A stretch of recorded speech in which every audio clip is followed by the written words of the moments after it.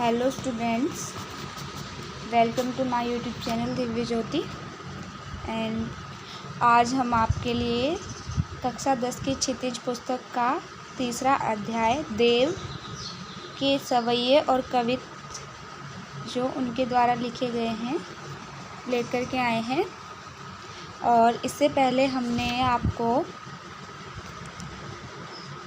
पिछले 2 अध्याय सूरदास के पद और राम लक्ष्मण परशुराम संवाद और उनके प्रश्न उत्तर कंप्लीट करा दिए हैं।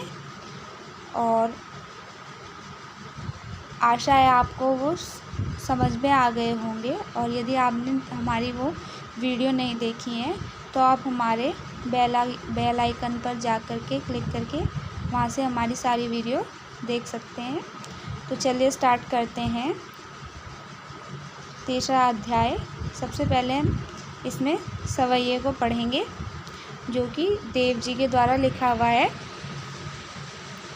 और यह ब्रज भाषा में लिखा गया है। देव का जन्म इटावा उत्तर प्रदेश में सन 1673 में हुआ था और उनका पूरा नाम देवदत्त द्विवेदी था। ठीक है। और इन्होंने सबसे पहले इस अध्याय में सवैया जो है उसको लिखा है, जिसमें श्री कृष्ण जी के बाल रूप के सौंदर्य का चित्रण किया गया है। श्री कृष्ण जी बहुत ही नटखट और बहुत ही सुंदर थे और वो सबको अपनी ओर आकर्षित करते थे। तो इस सवैये में यहाँ पर उनके बाल रूप के सौंदर्य का ही चित्रण बहुत ही सुंदर तरीके से किया गया है। तो देखते हैं इसमें क्या क्या बातें देव जी ने लिखी है। पायनी नूपुर मंजू बजे, कटी किंकनी के धुनी की मधुराई। पायनी का अर्थ है पैर, नूपुर अर्थात पायल, मंजू का अर्थ है सुंदर, कटी का अर्थ है कमर और किंकनी यानी जो कमर पर पहनने वाला एक आभूषण होता है उसको किंकनी या करधनी बोलते हैं। तो इसमें कहा गया है कि श्री कृष्ण जी का जो बाल रूप है, श्री कृष्ण जी ने अपने बाल रूप में अपने पैरों में पायल पहनी हुई है जो कि बहुत सुंदर है। और जब वो अपने छोटे छोटे पैरों से चलते हैं तो उनकी जो पायल है वो बहुत ही मधुर ध्वनि उत्पन्न करती है। कटी किंकनी के धुनी की मधुराई। और जो उन्होंने अपनी कमर पर करधनी को पहना हुआ है उसकी भी बहुत ही मधुर ध्वनि होती है। अर्थात जब श्री कृष्ण जी अपने छोटे छोटे पैरों से चलते हैं तो जो उनके पैरों में उनकी सुंदर सुंदर पायल है और उनकी करधनी है तो उनकी बहुत ही मधुर ध्वनि सुनाई देती है। फिर अगली पंक्ति में क्या है? सांवरे अंग लसे पट पीत, हिये हुलसे बनमाल सुहाई। लसे का अर्थ है यहाँ पे सुशोभित और हुलसे का अर्थ है आनंदित होना। यानी कि जब श्री कृष्ण जी जो हैं वो बहुत ही सांवले सलोने रंग के हैं और उन्होंने अपने शरीर पर पीत यानी कि पीले रंग के वस्त्र धारण किए हुए हैं। हे हुल से बनमाल सुहाई। और उन्होंने अपनी छाती पर या अपने गले में बहुत ही सुंदर सुंदर फूलों की बनमाल यानी कि बहुत ही सुंदर सुंदर फूलों की माला पहनी हुई है जो जिससे वो बहुत ही ज़्यादा सुंदर दिखाई दे रहे हैं। माथे किरीट बड़े दृग चंचल, मंद हंसी मुखचंद चुहाई।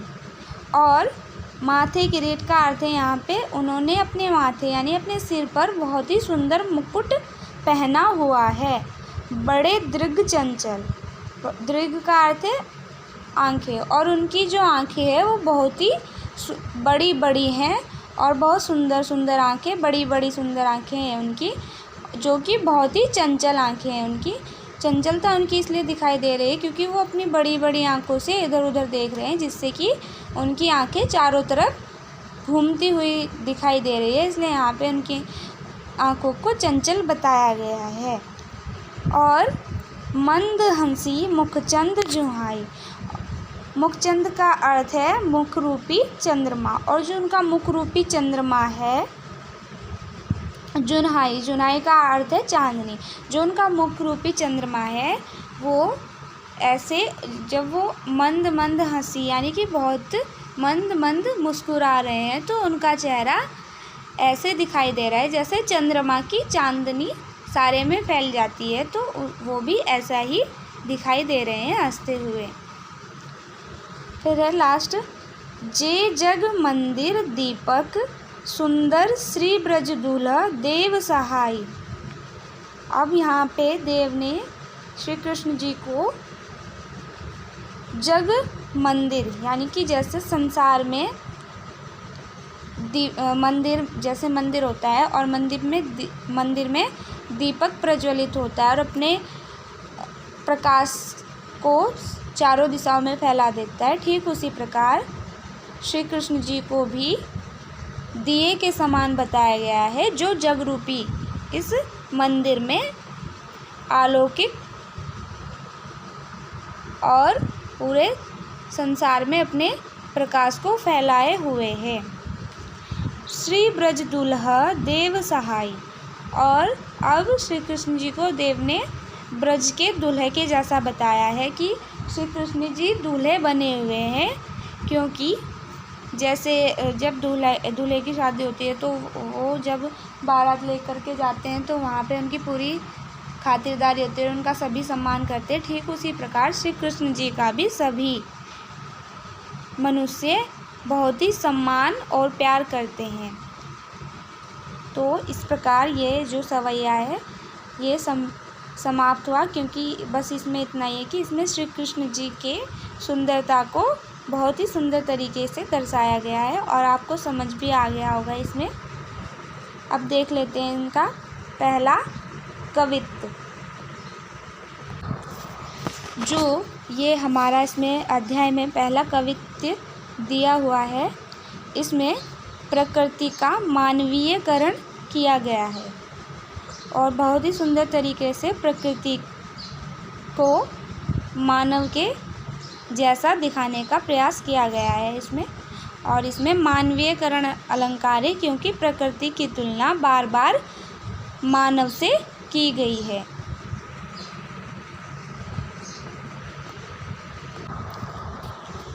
चलिए स्टार्ट करते हैं पहले कवित्व को। डार द्रुम पलना बिछोना नव पल्लव के, इसमें क्या कहा गया है, इसमें बसंत ऋतु का बहुत ही सुंदर चित्रण किया गया है। इसमें बसंत को एक छोटे बच्चे की तरह दर्शाया गया है, बताया गया है कि जो बसंत है वो एक बच्चे के समान है। और डार द्रुम पलना बिछोना, द्रुम का अर्थ है पेड़, तो जो बसंत रूपी वो बच्चा है उसको पेड़ की शाखाओं पर एक पलने की तरह एक पलने में बिठाया गया है या दिखाया गया है कि उस बसंत रूपी बच्चे को पेड़ की शाखाओं ने अपने पालने रूपी जो उनका पालना है उसमें बिठाया हुआ है। नव पल्लव के यानी कि जो उनकी नई नई पत्तियां है वो एक बिछोने की तरह वहाँ पे दिखाई गई है। सुमन झिंगुला सोहे तन छवि बारी दे, और सुमन का अर्थ है फूल, झिंगुला का अर्थ है फूलों का झबला या कोई ढीला ढाला वस्त्र जैसे छोटे बच्चों को पहना देते हैं तो उसको झबला बोलते हैं। तो उसी प्रकार से बसंत को फूलों रूपी जो मतलब फूल रूपी जो वो है वस्त्र यानी कि झबला है वो पहनाया गया है, क्योंकि बहुत सुंदर सुंदर फूल खिलते हैं बसंत ऋतु में। तो यहाँ पे उनकी व्याख्या इस तरीके से की गई है कि फूलों के वस्त्र उनको पहनाए गए हैं। पवन झुलावे केकी कीर बतरावे देव। और जो पूरे वन में जो हवा के झोंके चल रहे हैं वो ऐसा लग रहा है जैसे वो बसंत को झुला रहे हैं।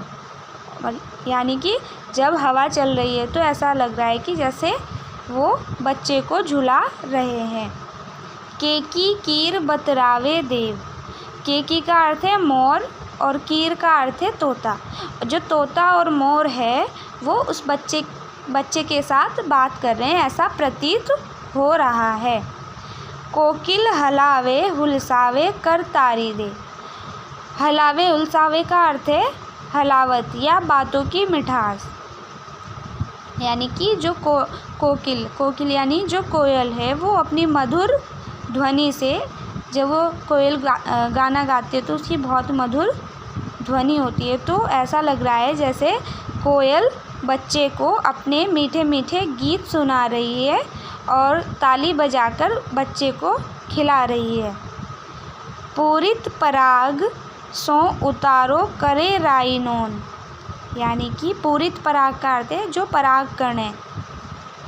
सो उतारो करे राइनोन। जैसे जब छोटे बच्चे होते हैं तो उनके माँ उनकी नज़र उतारने के लिए राई और नमक को उनके ऊपर करके उनकी नज़र उतारती है और उसको बिखेर देती है, तो वो चारों तरफ राई बिखर जाती है।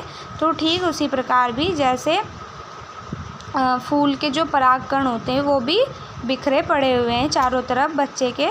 तो ऐसा प्रतीत हो रहा है जैसे कि बच्चे की किसी ने नज़र उतार रखी हो। राई नोन यानी कि वो राई नोन की तरह ही लग रहे हैं जो परागकण चारों तरफ बिखरे पड़े हैं। कंजकली नायिका लतान सिर सारी दे। और कंजकली का अर्थ है कमल की कली। अब जो कमल की कली है वो ऐसा लग रहा है वो यहाँ पे नायिका बनकर आई है। नायिका का अर्थ है हीरोइन। यानी कि जो कमल की कली है उसने लतान सिर साड़ी दे। उसने लताओ यानी कि बेल रूपी साड़ी पहनी हुई है और वो वहाँ पे आई है, ऐसा लग रहा है। मदन महीप जू को बालक बसंत ताही। मदन किसको कहा गया है? मदन है काम देवता। काम देवता कौन होते हैं? जो प्यार प्रेम की भावना को जागृत करते हैं। तो यहाँ पे बसंत को काम देवता के पुत्र के रूप में बताया गया है कि बसंत काम देवता के पुत्र हैं। जो क्योंकि बसंत ऋतु इतना सुहावना मौसम होता है कि उसमें सब चारों ओर प्यार प्रेम की भावना ही फैली रहती है, इसलिए बसंत को काम देवता के पुत्र के रूप में यहाँ बताया गया है। प्रातः ही जगावत गुलाब चटकारी दे। और प्रातः ही यानी कि सुबह के समय गुलाब चटकारी दे। चटकारी का अर्थ है चुटकी। और ऐसा लग रहा है जैसे सुबह के समय गुलाब की कली खिली हुई है और वो बच्चे को अपनी सुगंध से या अपने सुंदरता से बच्चे को चटकारी दे रहे। चटकारी यानी चुटकी बजा करके बच्चे को जगा रही हो। ठीक है, अब आपको समझ आ गया होगा कि इसमें प्रकृति का कितने सुंदर तरीके से चित्रण किया गया है। अब हम जो तीसरा कवित्त है उसको देखते हैं।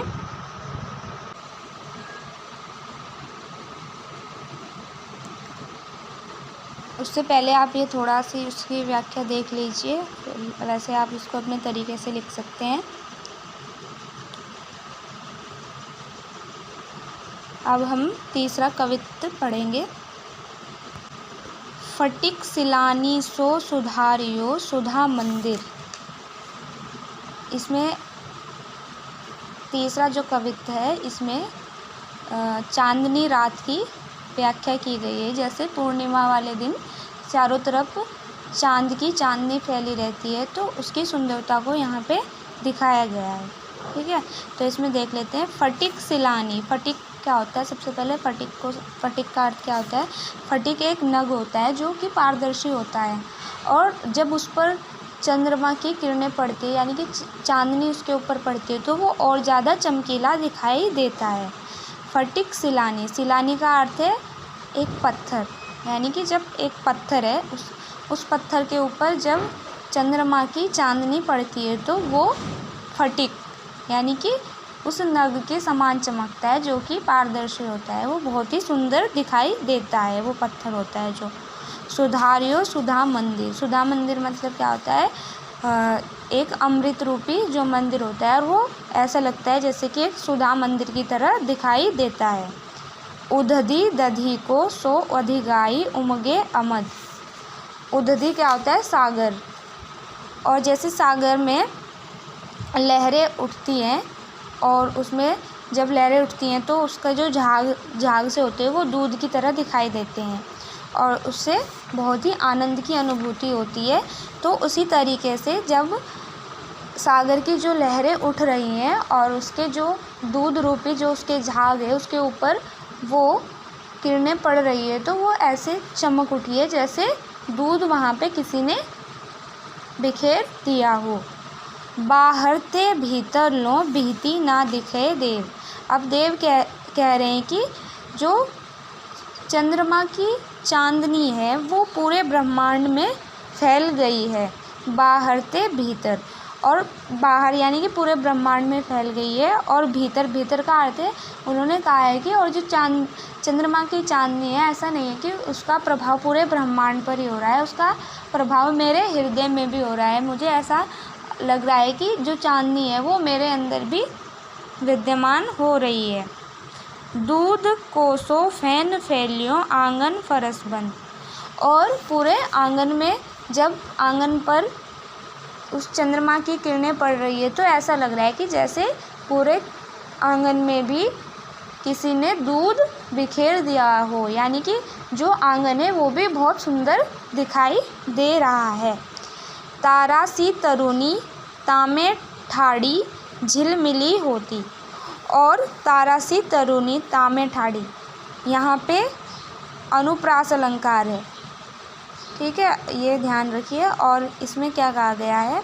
इसमें कहा गया है कि तारा सी तरुणी, और ऐसा लग रहा है कि जैसे तारे भी ज़मीन पर उतर आए हो, और तारे भी बहुत सुंदर तरीके से चमक रहे हैं जब उनके ऊपर प्रकाश पड़ रहा है। और तारे ज़मीन पर आने का अर्थ क्या है यहाँ पे, उसकी भी व्याख्या की गई है।